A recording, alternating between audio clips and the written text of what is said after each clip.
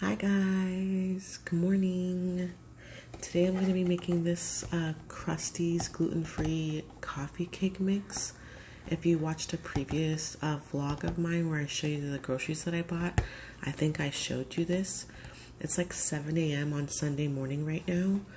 I'm going to be making the cake version because there is two options for cake or for muffins. So it comes with the cinnamon topping here, and it comes with the actual like cake batter here. For this recipe, you need water, vegetable oil, and eggs, which I already have on standby. I have a bowl here, and honestly, I've been making this stuff for so long, I don't even whisk it. I know better than that because it's a thick batter, so I use a fork. And I have an already greased 8x8 inch cake pan that I grease with just a little bit of olive oil spray. You can use whatever you have, honestly. You don't have to dust the pan or anything like that. So the first thing that I'm gonna do is cut this open and just dump in the pan. I have some little kids scissors here. I think I already said this, but it's 7 o'clock in the morning on Sunday, and I'm making this so that my family can eat it while we watch football, because football season is back. Yay! I don't know if anyone watches football, but here's just the powder.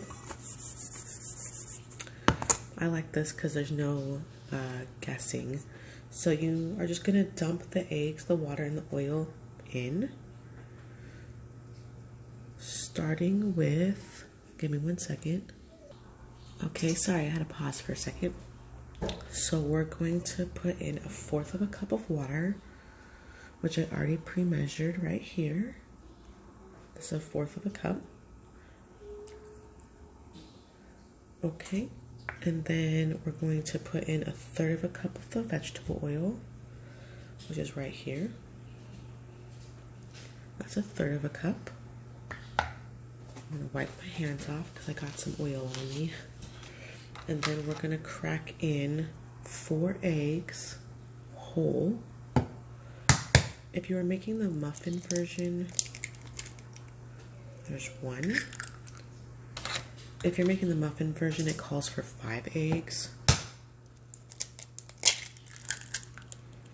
If you're wondering if I can crack an egg with 1 hand, the answer is yes.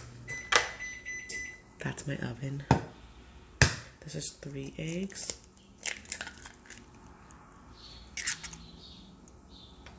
And then last one,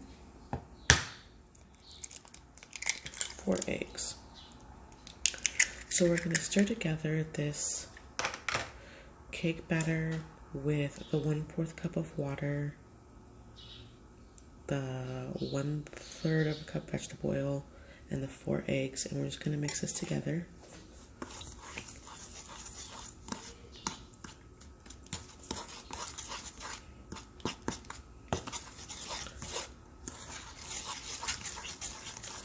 And you just want to mix it until it's blended. The batter will be slightly lumpy. It's supposed to be, so don't worry about that.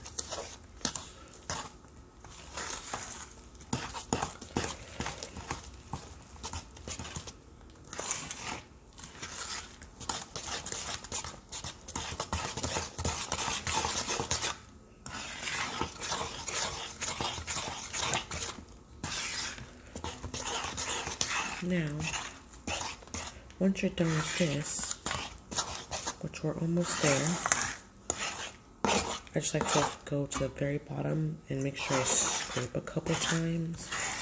Same with the sides. Just kind of fold it a few times. And there we have it. Simple. I'm going to grab a spoon real quick. Just a regular tablespoon. Like the kind you'd use to eat a bowl of cereal. And we're going to dump about half of this into our prepared oiled pan. And I'll tell you why only half in just a minute. So I'm going to scoop this over, make room for my pan. It doesn't have to be exact, but get as close as you can to only half. Maybe a little bit more. This batter is very thick. Remember, this is a coffee cake. And it seems like it's not going to spread, but it will. You just have to play with it. I like to do this first. Spread it around. I'm going to do a little more because I can tell it needs it. I'm telling you guys, this cake, this box cake mix for this coffee cake, if you can find it, they have it in a non-gluten-free version also, which is how I started eating it. I've been eating this long before I was ever gluten-free. But it's delicious. The original version is delicious, and this version is also equally tasty. Okay, that's about even. I'm going to tap it ever so slightly. Give it a couple of good shakes. Okay? Now, the reason we're only doing half of it is because this coffee cake, if you can see by the picture, that has the cinnamon streusel topping going on in the middle of it. And that's why you only put half in at a time.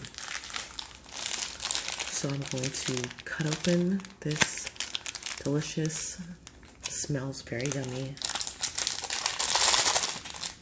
topping. It's hard to get it to like shake to the bottom of the bag. And it says to like spoon it, but honestly, if your hands are clean, just use your hands. And you don't want to dump all of this because just like you only did half the batter, you want to do about half of this. You need to save some to become the very, very top of your coffee cake. It's not coffee cake if it doesn't have cinnamon on top. And we just pinch and kind of just drizzle it along. If you get a big chunk, kind of like shake it, push it around a little bit. This is really like, you can't do this wrong. You really can't.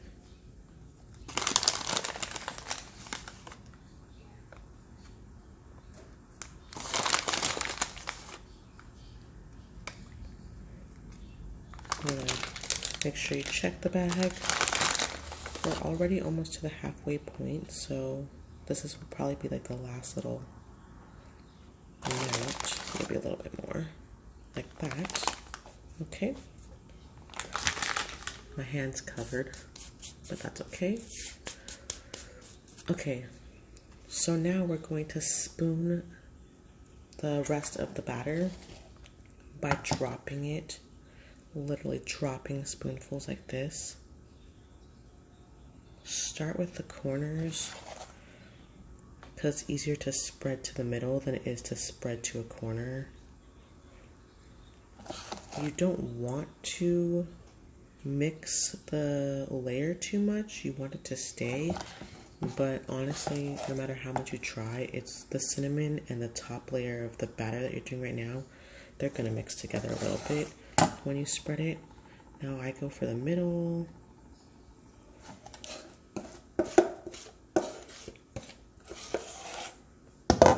And then I go for the top middle like this.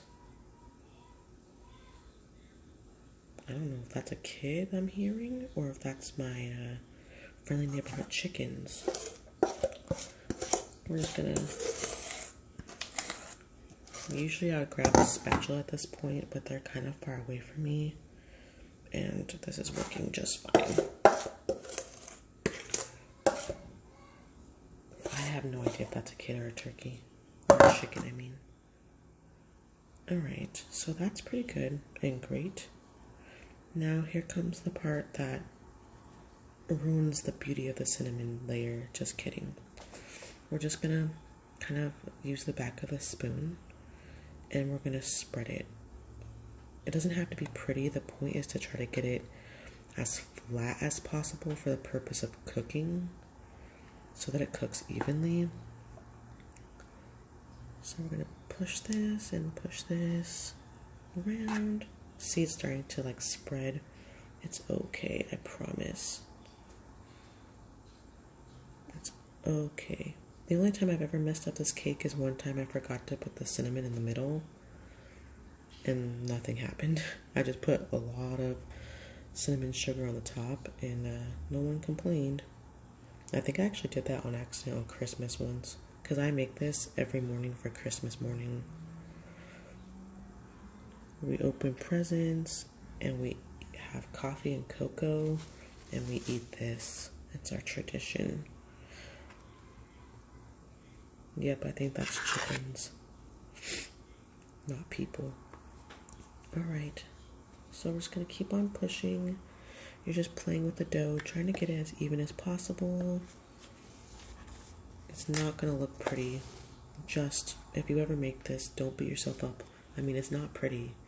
We're just trying to cover the cinnamon with dough. Okay. Give her a good shake. Pat her down a little bit. Okay, guys. Now we're going to do the rest of the cinnamon. Somebody's calling my daughter on FaceTime and she has her bedroom door open, I'm assuming, so she can listen to me make this video because she is fascinated with YouTube. Alright, this is the best part. This is the part that will come out crunchy, especially if you get one of the good like corner pieces. Oh gosh, it's like a little crunchy caramelized nugget of deliciousness if you can get a corner piece. That's just my opinion. I know some people like the softer part in the middle, but I don't. Oopsie, I'm spilling.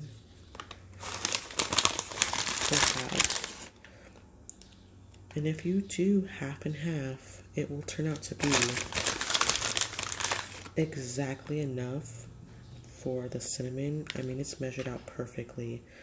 If you don't want the cinnamon in the middle, you can put all of the topping on top, like I did that one time that I messed up, and it will cook just fine. It won't be affected like in a negative way. Okay.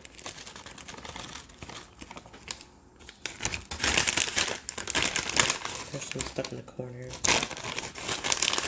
Alright, you guys. I'm going to push it around and kind of manipulate the cinnamon a little bit. Make sure all the nooks and crannies are covered. Don't want anyone to get gypped on their piece and not get enough cinnamon sugar goodness. And there you go. Doesn't it look like coffee cake already? Alright, so now we're going to bake this 8x8 inch pan at 350 for 41 to 43 minutes. I will just tell you right now that for me in my oven, look at my mess. I go for the full 43 minutes. So I'm going to go ahead and bake it now, and then hopefully I will remember to come back and show you guys what it looks like when it's all cooked. It does take a while though, so if I forget and I eat it instead of showing you, I apologize. But yeah, this is Krusty's gluten-free coffee cake. It also comes in regular, not gluten-free. Highly recommend it, but just be prepared. The gluten-free one is like $1 more expensive, of course, but it's delicious, and I'll try to make a video when it comes out the oven to end this video. Alright, thanks guys. Okay, you guys, this is the finished product. This is the coffee cake all done. You can see where I kind of pressed a fork into it in the middle to see if it was done, but you don't really need to do that. You can kind of see the outside edges are starting to pull away from the pan ever so slightly, and you can see this is the yummy crust I was talking about. It almost indents as the cake rises, and those are the pieces that I like the best. Sorry if you can hear my husband, he's like right outside doing yard work. It's Sunday morning here, so, but this is it. I let it cool for 10 to 15 minutes and then I cut it up. We eat it usually when it's warm. It is very good room temperature though, or even cold.